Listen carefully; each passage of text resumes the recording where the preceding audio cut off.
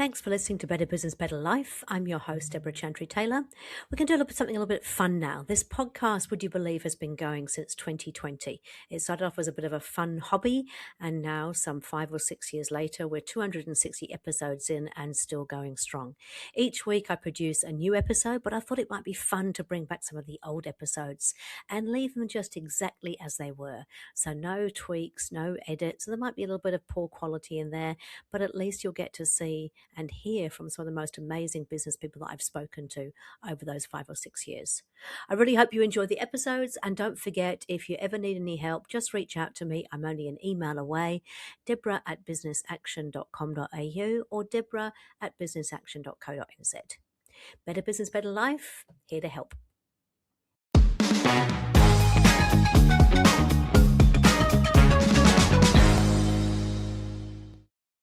So welcome to another episode of Better Business, Better Life. And today I am here with one of my fellow EOS implementers, Dan Wiliams, who's a certified EOS implementer from Independent EQ. Welcome, Dan.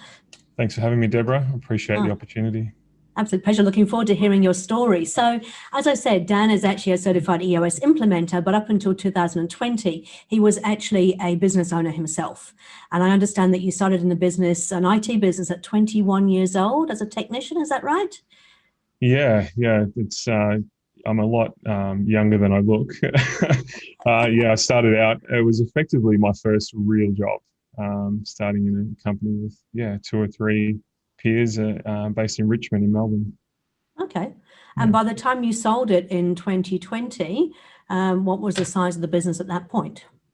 Yeah, so it's kind of hard to believe when I reflect on it. So there was 2 or 3 of us. I say 2 or 3. We had a bit of a transient workforce at the beginning, and we were sort of nudging 100 employees and around 25 million in revenue in 2020.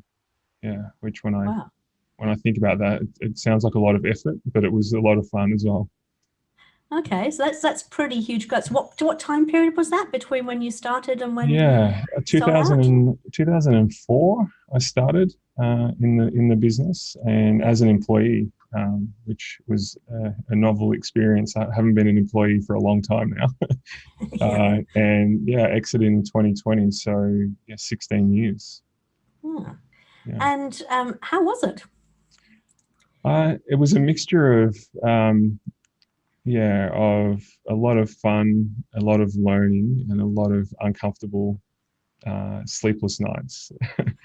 When I reflect on it, there were so many things that I wish that I knew as I was going, and lots of times the things that kept me awake at night was the responsibility for the livelihoods of the people that we're employing, and responsibility for the people. And I was never really concerned about my own abilities. I always trusted myself to get things done. But when you start to be accountable for others, that was always, we seem to be along the way attracting some great people.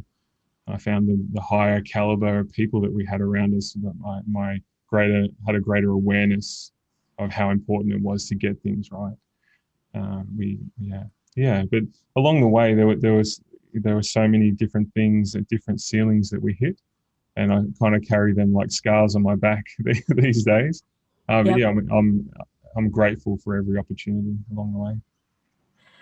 So it's interesting, isn't it? When you talk to businesses, the overnight success isn't quite an overnight success. What would be the biggest sort of challenges that you think that you faced along that journey? I think the biggest challenges were probably inside my own head most of the time. I was pretty insecure about my ability to lead people and to make the right decisions and to have all of the answers. And I obsessed over having the right people around me, and I didn't always get that right. So I had some failures along the way. And in the IT industry, quite often businesses are looking to you and wanting you to give them assurance that everything is going to be okay, their systems are going to be online, their data is going to be okay. And along the way, some of the challenges were around that, having the right tools and systems and processes in place to be able to actually deliver that to the clients.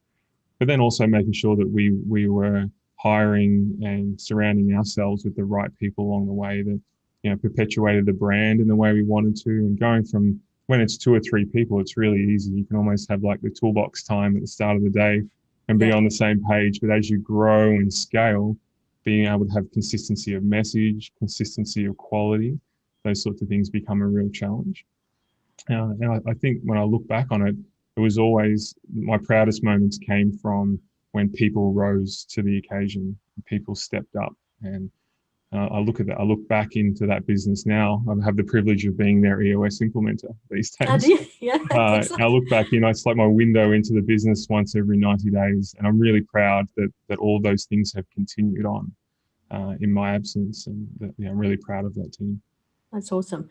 So when we talk about business growth, there's the traditional kind of hockey stick growth that they always show you in business, and I know with my business it certainly hasn't been that way. It's been a little bit more mountainous, I think, than just a pure old hockey stick. Would you say it was Yeah. similar in your business, or how did Yeah. it grow? Yeah, definitely. I can almost, for some reason, I always remember revenue when I think about ceilings that we hit along the way. And I can remember breaking through like a $2 million revenue ceiling. And it's kind of like we were living out the entrepreneurial myth, that we were a lot of technicians, not a Yeah. lot of managers, or we didn't identify as visionaries. So we would just almost instinctively surround ourselves with more people that we could get more done. and Mhm. and what happens is we were getting to a point where we were able to churn out greater volume, but we weren't strategic. We weren't planning what was happening next. It was kind of like we were laying the runway as we were getting ready to take off. So, and I can remember getting stuck at like 2 million and even 5 million in revenue. And I think one of the most painful for some reason was a $10 million revenue ceiling. And so we had some times where we would dip while Yep. we were trying to maybe lay some runway or we were trying to prepare for the future. But when we got to some reason, I think it was around 10 million, we realized that we actually probably needed to take our own development more seriously. And Okay. even our professional, personal development, human resources is a thing. Not a lot of entrepreneurs acknowledge that. Yep. And sometimes we would regress off the back of over capitalizing on a technology or over capitalizing on one key relationship. So along the way, we got better and better. And I think layers of leadership often directly associated with some of those ceilings where suddenly you need a few more people at the front of house, Yep. driving us forward. I always think of the mental image. I think Vern Harnish came up with the genius with 1,000 followers. You take the genius out and all you have is followers. Yeah. So there was lots of learnings and lots of ceilings, and I love talking to businesses about them now because the revenue numbers are different, but the ceilings are very similar still to these days. Because it comes, as I said, comes down to growth, doesn't it? And that complexity that comes with growth and whether or not you've still got the right people in the right seats. I'm interested to know, like, as you grew, so you went from 3 of you up to almost 100 staff. Did the same people stay in the same seats the whole way through, or were there changes as the organisation grew? There was a lot of changes, and some of the most painful memories are when we made the wrong call.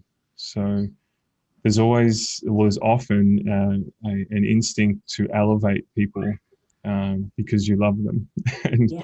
to give them an opportunity to lead when they're not leaders and they don't want to be. And they often will do it out of obligation to you because you've shown that trust in them. So I definitely, as a leader, made that mistake a few times throughout the journey, elevated people when I shouldn't have, and they weren't ready, I wasn't ready, or they didn't want it. And Yep. along the way, we had some great successes bringing some people in from outside. And ironically, the leadership team, as it stands today, the two people in pivotal leadership roles don't have an IT or a technology background. And when I made that breakthrough discovery, we hired someone into the business. Her name's Alana Kane. I'll give her a direct plug. Excellent. Love her to bits. She created an opportunity for me to drive the business forward as a visionary. I was a stifled visionary trying to be a general manager, and definitely that's definitely not me. Yes. Or as we call it, integrator in EOS speak. I'm definitely not an integrator. sure I know. anyone wondering, it's definitely not me. Yeah. And yeah, along the way, learning those things and understanding that how important it was to not only have the right people, but to have them in the right seat.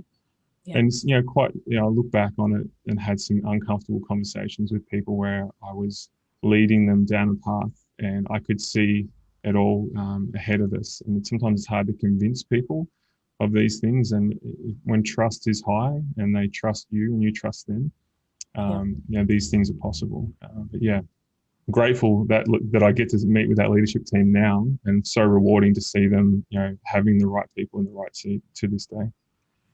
So was there a sort of a turning point, something that happened that kind of made things suddenly click? Yeah, so I can give another plug to a person, Daniel Davis. Yeah. About 6, maybe 7 years ago, he introduced me to the entrepreneurial operating system, and he had attended an event overseas and got a copy of Traction by Gino Wickman, and he read it on the flight home. And when he got back, he contacted uh, my business partner and I, and said, I've learned about this thing called EOS, and you need it in your business. And we trusted him.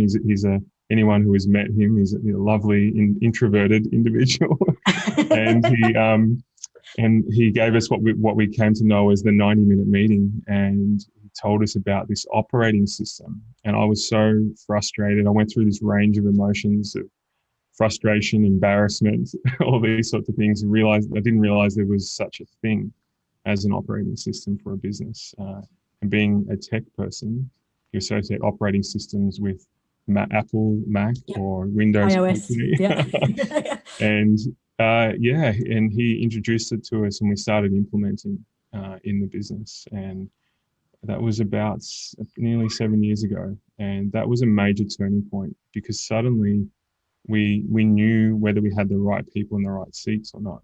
And we had a plan that we could unite behind. Not being the original founder in that business and coming into a business that is now nearly 30 years old, we were adopting somewhat of a legacy, and I was creating a new vision for the business at the same time. So we were finally able to unite, and then made some key decisions, like identifying that I wasn't the person to be the general manager. I wasn't integrating, and elevating some key people and having some tough decisions, but being able to link it back to that vision. And 6 or 7 years later, that business is still running on the entrepreneurial operating system, which is hugely satisfying.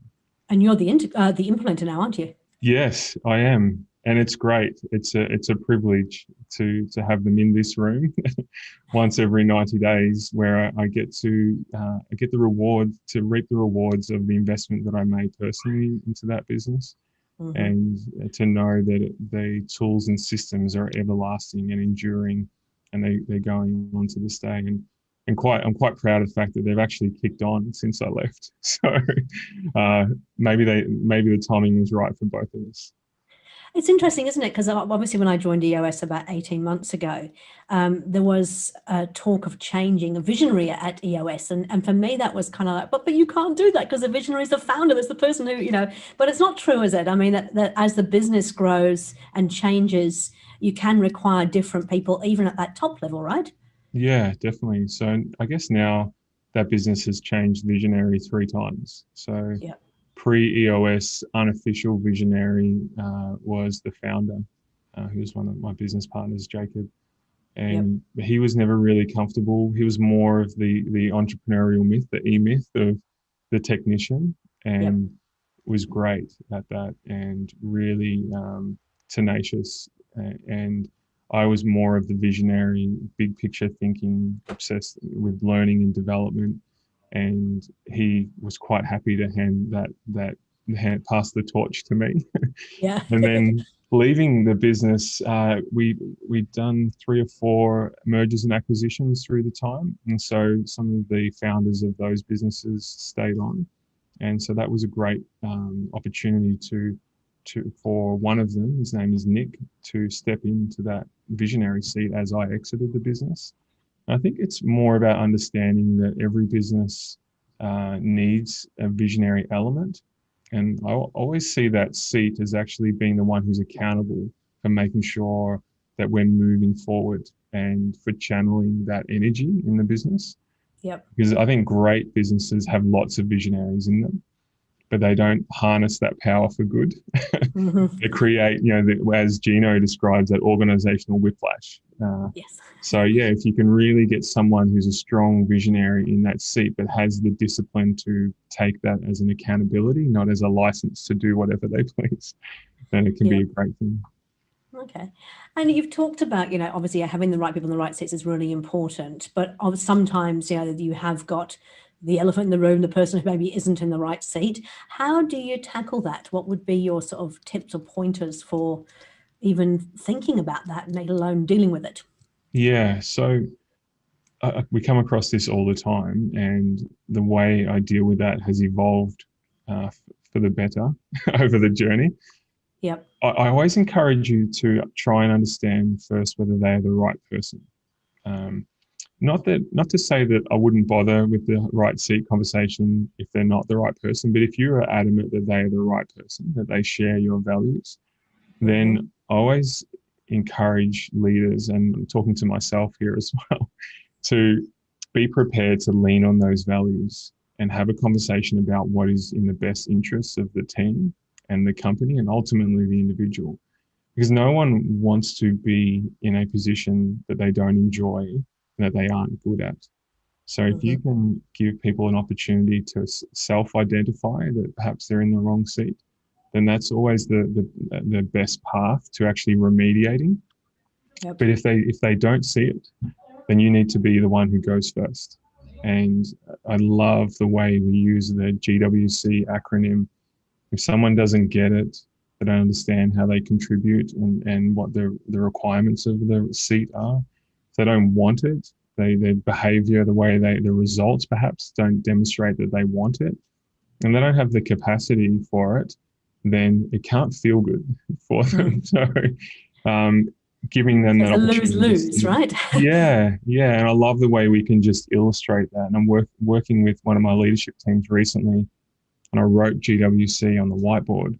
And it was a light bulb moment when we sort of dug deep into what that actually meant to be in the right seat. Because I know that I've been in the wrong seat lots of times and I never put my hand up. People don't, unfortunately. So you've got to create. I'm not sure that it's normal. I say normal. It's not like it's accepted practice to kind of go, hey, you know what? I'm actually not happy in what I'm doing. And what I love about the EOS way of dealing with it is you actually get a chance to review it on a regular basis and actually have those conversations. Is this really a role that I want? And I've seen, literally senior management team members swap roles once we've gone through that exercise because they realized that in fact they had a desire and the capacity for the other role, not the role they were currently doing. And when do we have those conversations in life? By the way, I wouldn't mind doing your job.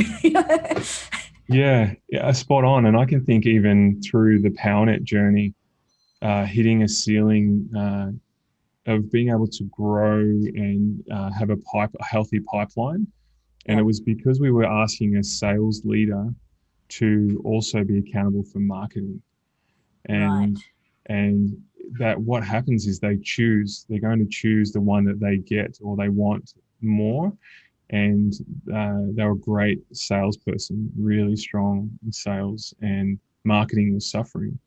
So as soon as we separated the two, that actually elevated this person. They became a better salesperson, a better sales leader, and they were able to sort of sigh with relief that marketing was now someone else's accountability. And lo and behold, we bring in a subject matter expert there, and we actually decided to outsource it, someone to be accountable for that seat, but to outsource it. And suddenly our image in the market improved dramatically. So you can use those sort of use cases as examples for when you actually elevate someone to their natural or their unique abilities.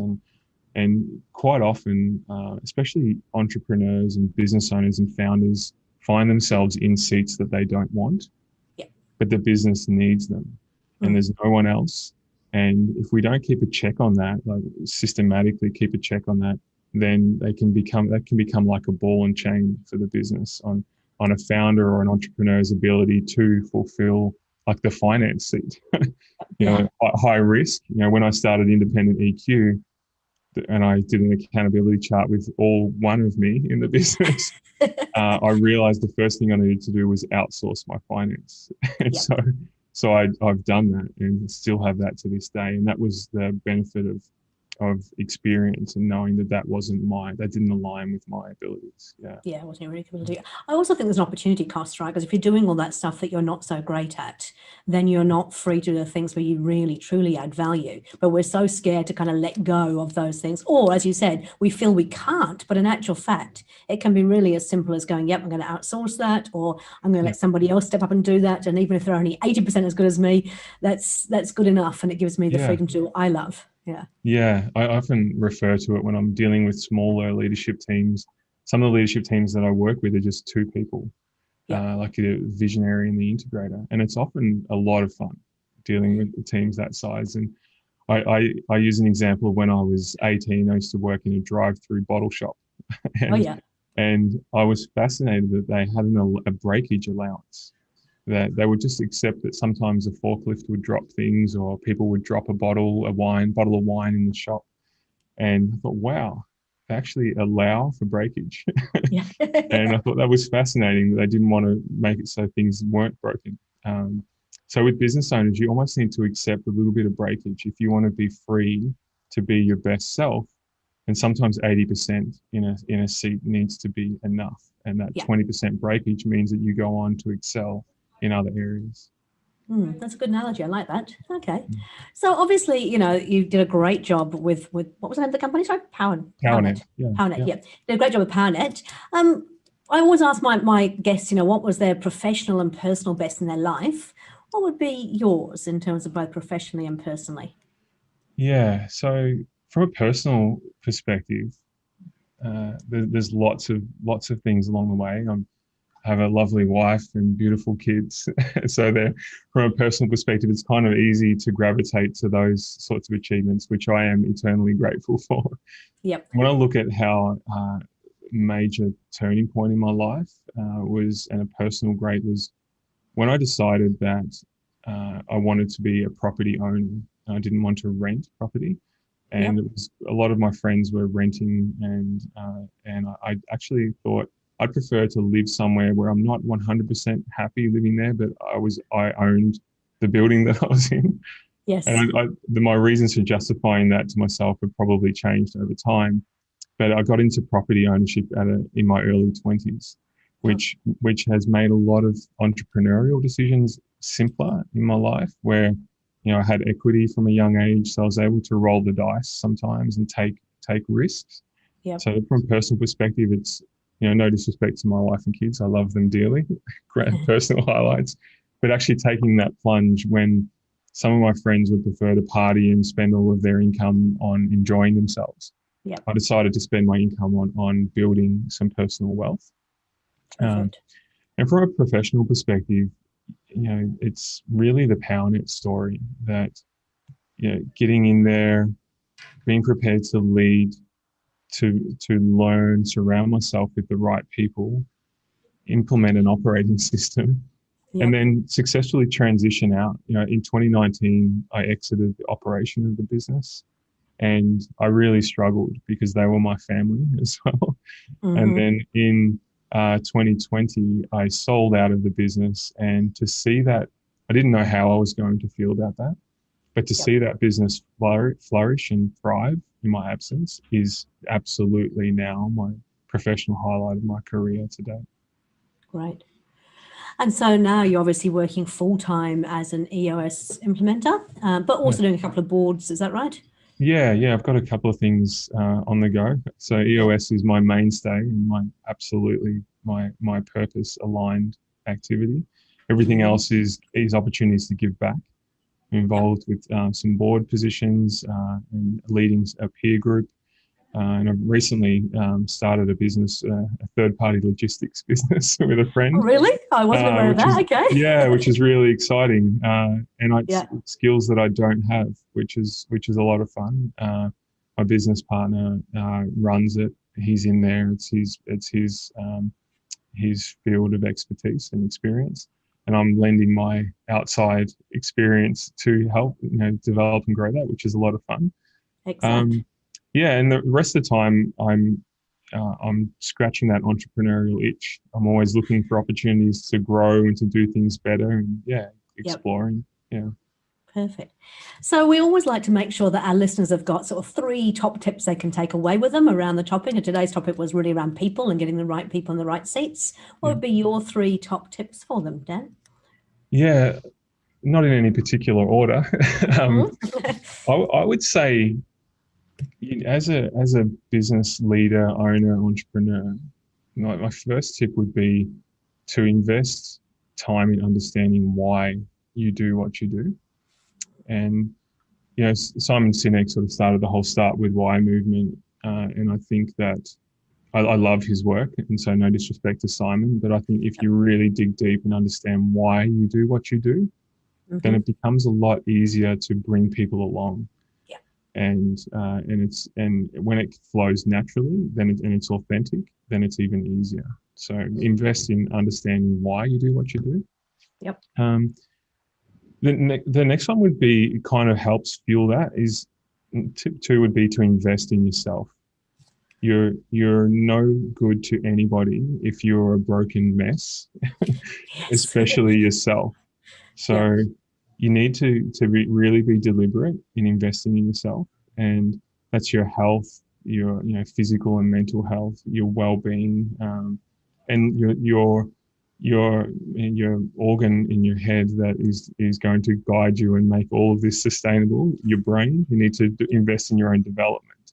Yep. And if you don't do those things, then you're placing limits on what you will achieve.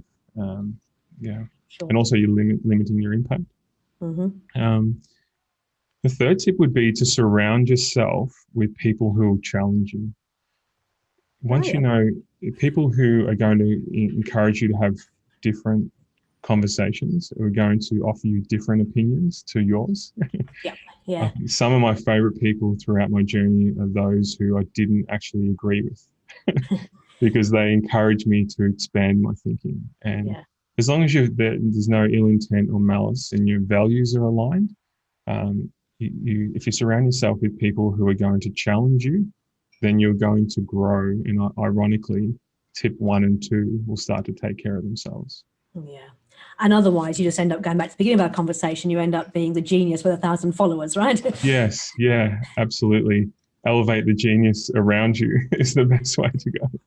And if you can understand why you do what you do and invest in yourself and surround yourself with people who are going to challenge you, you'll have a lot more fun as well. And ultimately, if you're not enjoying what you do, then that's a call to action. You need to change. Completely agree. Fantastic. Hey, Dan, look, thank you so much for sharing your journey with us. It's been absolutely awesome. Actually, it's the first time I've really heard it too, so I really appreciate that. If somebody wants to get in contact with you and wants you to help them out with their business, how would they get in contact with you? The best way is to probably get me on email. So it's dw@independenteq.com.au. And I write a blog every Sunday on LinkedIn. Yes, I follow it avidly. Which is a lot of fun. So if you don't want to interact directly with me, you can get some insight into my mind once a week. Stalking you online. I'd love to connect and share and learn together. Yeah, fantastic. Hey, look, thank you so much. Really appreciate it. Thank you. Have a lovely rest of your day. Thank you for coming in on your day off as well. Really appreciate that. Yeah, my pleasure. And look forward to seeing you later on. Thank you, Deborah. Good luck. Great. Thanks a lot, Dan.